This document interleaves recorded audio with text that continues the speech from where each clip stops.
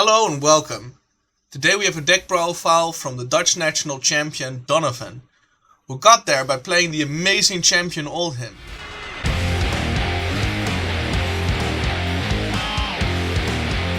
Tell us who you are and what have you accomplished?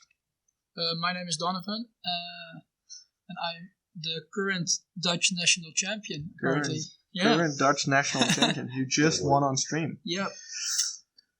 How are you feeling? Pretty good. Pretty good.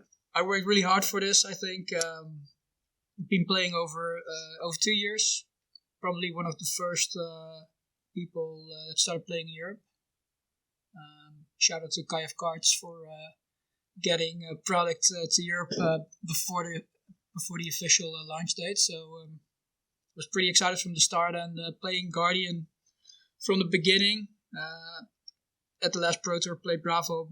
Decided to switch back to Oldhim because it just felt a little bit better in the field overall. So awesome. Your deck list will be online, everything, so people can watch, look into that. We will be focusing on mostly your side deck. Yep. What were your toughest matchups with Oldhim, and how did you handle that? I thought I played against Ian. Ian is like the toughest opponent. I think he's the best Dutch player we have.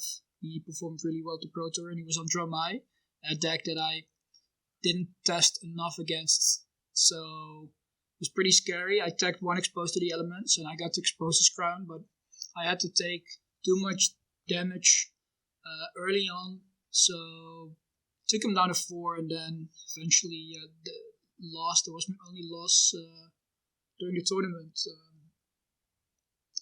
I thought I was kind of prepared, and that's also the reason I doubted, am I going to play Oldhim or Bravo, because I think Bravo overall has a better matchup against Dromai, but Oldhim has a better matchup against Islander, so it was kind of iffy which direction I wanted to go, and I think Oldhim, it can beat Dromai, but it's just very, very difficult, and Ian is he's a master on Illusionist, so...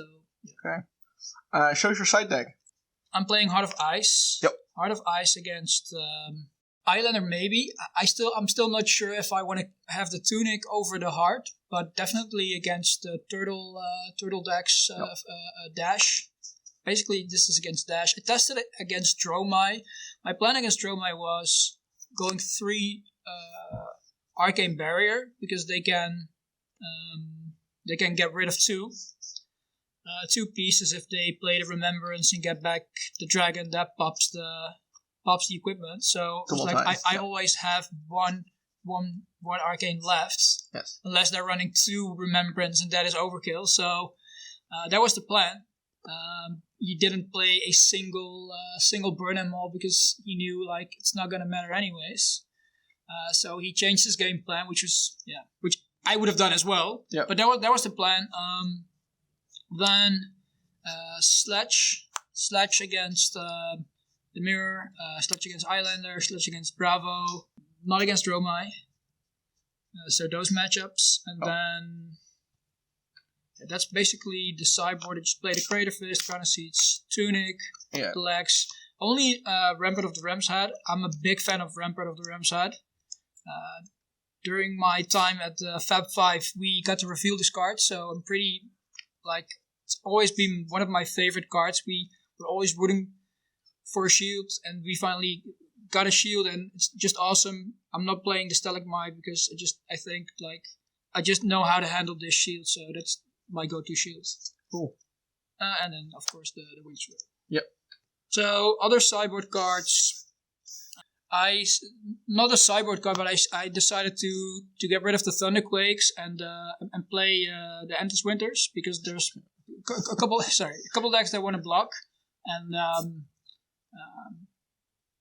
if they block, they get a Frostbite, so they just waste their turn, and basically against the Briar, they just take 8 damage, and the on-hit is active, which is relevant sometimes, and still a popper, so I think overall better than Thunderquake, because you don't really heave. No. 3 Oasis. Just a very good card. I like to play Turtle Oldhim. This list is a little bit more aggressive than I normally play, but like Oasis is just so much value if you're always on Crown and on Rampart, like it's gonna bring you value. And against Broomblade, which is highly represented in the Netherlands, like always, like for one, you pay one, you play a card, and the Rosetta doesn't do anything. So and you gain a life if you're lower. So that's the cherry on top. Amazing. Pummel.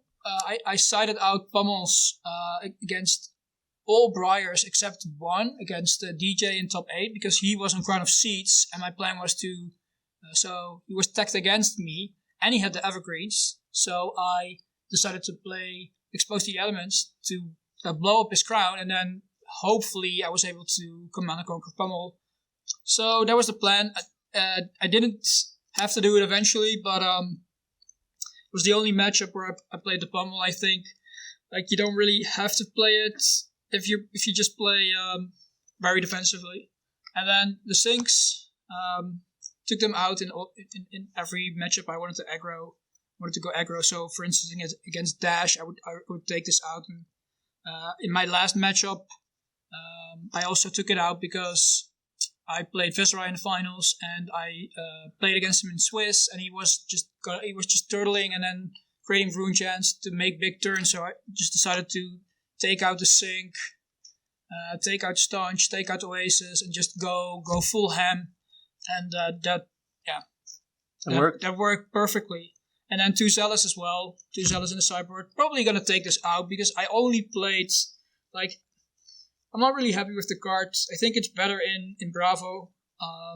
I played 2 Enlightened Strikes. Somewhere. Doing that.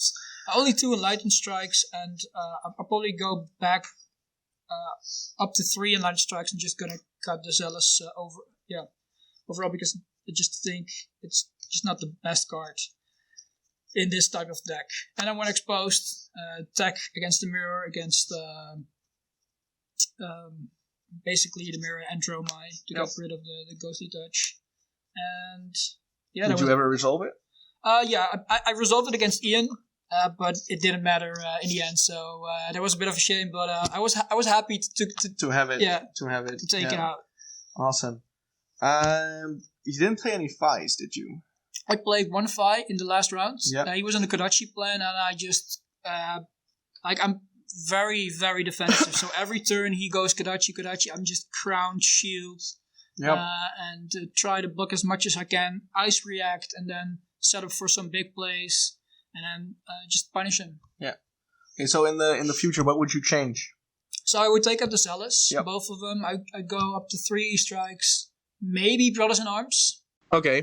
How did you come to this deck build? Is it like years of experience? Did you look it up somewhere? Like, what is your process? I've been playing Oldhim for a very long time. I also managed to win the Battle Hardened in New Jersey, where I played like the absolute like most defensive build ever. So I just like to play control, and I like to play defensively. I wanna block as much as I can and then set up for big turns.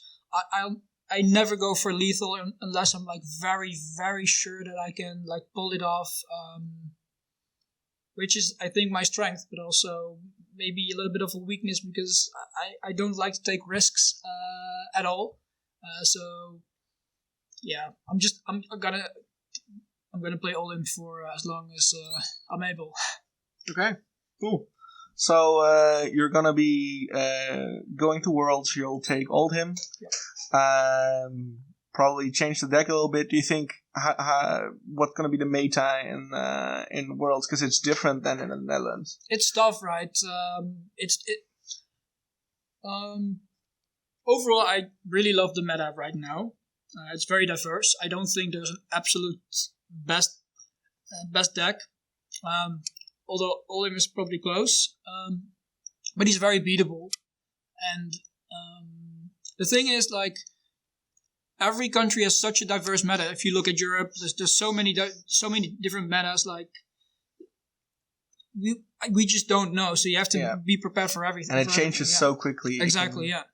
That's what I also love about this game. Like, only in a single week the meta changes because people adapt. They see the deck list and like, okay, I'm gonna try something new, and then The meta changes in just 1 week. It's amazing, and I also love that people are able to adapt in such a short time. Awesome. Okay. Thank you. You have any shout-outs to anyone besides Kai of Cards? Shout-outs to my girlfriend, Yael, who's been supporting me from the very beginning. She also did really well. Barely missed top 8. Very proud of her. And shout out to everyone who supported me. All right. Awesome. Thank you for your time.